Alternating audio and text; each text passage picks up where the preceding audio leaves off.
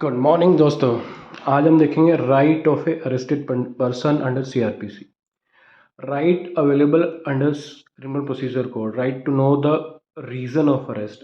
Section 51, 50 sub clause 1 and article 22 of the constitution say that when a person get arrested he must be tell that what is the ground of arrest, why he is going to be arrested। क्योंकि जहाँ कोई police officer without warrant arrest करता है वहाँ उस police officer की duty हो जाती है, it is mandatory for that police officer to tell the ground of arrest. क्योंकि देखो वारंट में क्या होता है, सब्सटेंस ऑफ ऑफेंस लिखे होते हैं, लेकिन अगर विदाउट वारंट कोई अरेस्ट कर रहा होता है पुलिस ऑफिसर तो it must be the duty of the police officer कि उसे वो ग्राउंड बताने ही होंगे जिस पर्सन को वो अरेस्ट कर रहा है कि मैं आपको इसलिए अरेस्ट कर रहा हूँ। Section 50 sub clause 1 read with article 22 of the constitution.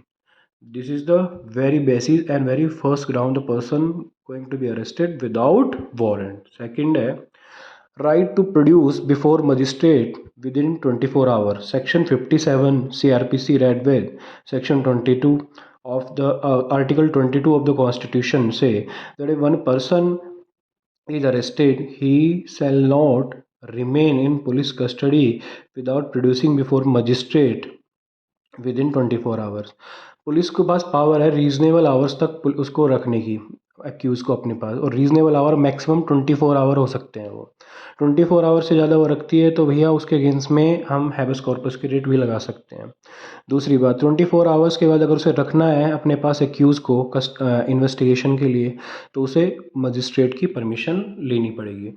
मतलब बेसिकली होता क्या है कि 24 घंटे तक मैं अपने पास रखती है पुलिस वाले, उसके बाद 24 घंटे के बाद वो प्रोड्यूस कर देते हैं जुडिशियल मजिस्ट्रेट के सामने। अब जुडिशियल मजिस्ट्रेट से वो रिक्वेस्ट करते हैं कि सर प्लीज़ हमें इसकी कस्टडी चाहिए, उसके बाद नहीं रख सकते वो। उसके बाद है right to be examine by medical practitioner. जब एक्यूज़ को लगता है कि मेरा मेडिकल एग्जामिनेशन होना चाहिए और मेरा मेडिकल एग्जामिनेशन होएगा तो कुछ ऐसे फैक्ट प्रूव हो जाएंगे जिससे प्रूव या डिसप्रूव हो जाएंगे जिससे मेरे अगेंस्ट जो एक्यूजिशन है ना वो डिसप्रूव हो जाएगी, ठीक है, जिसे वो डिसप्रूव करना चाहता है। या सपोज करो कोई पर्सन है जिसके अगेंस्ट में कोई भी ऑफेंस है। सपोज करो एक बंदा है जिसके अगेंस्ट में एफआईआर हुई है किसी भी ऑफेंस की और वो चाहता है जज साहब मैंने तो ये ऑफेंस किया ही नहीं, मैं तो इस काम को करने को कैपेबल ही नहीं, आप चाहे मेरे मेडिकल एग्जामिनेशन करा लो। उस कंडीशन में उस पर्सन के पास right to be examine by medical practitioner, मतलब डॉक्टर के द्वारा उसका एग्जामिनेशन किया जाएगा सेक्शन 54 ऑफ द सीआरपीसी के अकॉर्डिंग, ठीक है।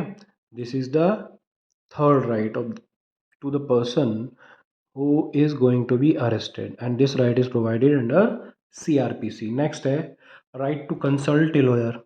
Right to consult a lawyer provided in section 41 subclause D of the CRPC read with article 22 and section 303 of CRPC।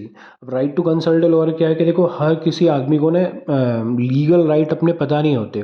तो जब किसी आदमी को अरेस्ट किया जाता है, जब किसी पर्सन को अरेस्ट किया जा रहा है तो उसके पास एक फंडामेंटल राइट है कि वो कंसल्ट करेगा लॉयर को कि जैसा वो वकील साहब मेरे को बताओ कि मैं मेरे अगेंस्ट में ये इन्होंने एक्विजिशन लगाया है और मुझे नहीं पता ये एक्विजिशन सही है या नहीं भी सही है, तो प्लीज़ मुझे आप कंसल्ट करो कि मैं मतलब अपना जो लीगल डिफेंस लूँगा वो कैसे लूँगा, सब्सिक्वेंट जो लीगल डिफेंस होगा अब मेरे पास वो क्या होगा। तो ये सारी चीज़ें के लिए वकील साहब से सलाह मशवरा करने का उसका फंडामेंटल राइट है, कोई भी पर्सन जिसको गिरफ्तार किया जा रहा है। और पुलिस इस चीज़ से मना नहीं कर सकती, अगर एक बार उसको अरेस्ट कर रही है तो this right must be provided to that person.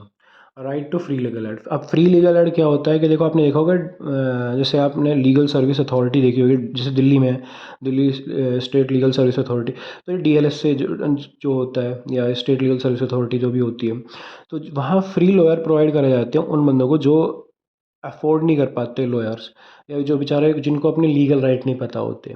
तो ये जो राइट टू लीगल एड है, ये लीगल एड है कि मतलब उसे अगर कोई सपोज करो किसी एक पर्सन को अरेस्ट किया गया है और वो किसी लॉयर को एंगेज नहीं कर सकता, वो बेचारा गरीब है, उसके पास पैसे नहीं है, बेचारे को नॉलेज नहीं है, तो उस कंडीशन में उसे लीगल एड प्रोवाइड कराई जाएगी, मतलब उसे एक एडवोकेट प्रोवाइड कराया जाएगा। क्यों? क्योंकि उसके डिफेंस के, और ये किस केस के कंप्लाइंस में है, हुसैन आरा खातून वर्सेस स्टेट ऑफ बिहार, जिसमें किसी को अपने राइट ही नहीं पता थे और फ्री लीगल एड नहीं मिलती थी।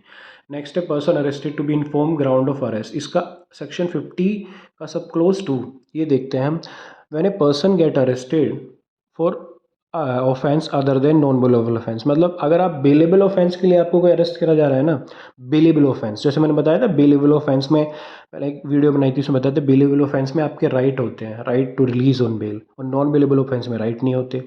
अब किसी आदमी को गिरफ्तार किया जा रहा है बेलेबल ऑफेंस के लिए, तो ये उसके राइट होते हैं, वो कह सकता है पुलिस ऑफिसर से कि सर मैं सिक्योरिटी देने के लिए तैयार हूँ, आप मेरे को रिलीज़ करो, और उसे वो ग्राउंड बताया जाएगा कि आपको जो हम अरेस्ट कर रहे हो बेलेबल ऑफेंस के लिए अरेस्ट कर रहे हैं। उसके बाद वो आराम से बेल ले सकता है अगर उसे पता है। तो this is also mandatory duty of the police officer to inform the person to whom he is going to arrest. उसके बाद नेक्स्ट है वो देख लेते हैं हम, राइट टू बी साइलेंट। देखो जैसे हमें देखा होगा ना कि पुलिस कस्टडी में टॉर्चर करके, जैसे फिल्मों में दिखाते हैं, ऐसा रियल होता नहीं है कि भाई पुलिस कस्टडी में टॉर्चर करके हमने साइन करा लिए, या पुलिस कस्टडी में टॉर्चर करके हमने कोई स्टेटमेंट ले ली, वो वैलिड ही नहीं होती, वो ना तो रिलेवेंट होती ना एडमिशेबल होती। Although it may be relevant but it shall not be admissible, क्योंकि पुलिस कस्टडी में ली जा रही है। Section 25-26 of the evidence act.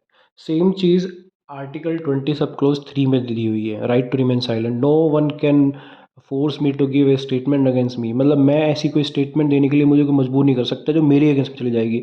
कोई भी मुझे मजबूर नहीं कर सकता। सपोज करो मैं ए मर्डर कर देता है, तो हम ए को मजबूर नहीं कर सकते थे वो स्टेटमेंट दे कि हाँ मैंने मर्डर किया है, तो उसके पास है राइट टू रिमेन साइलेंट। इस पे एक केस भी था, नंदनी सतपति वर्सेस पीएल दानी।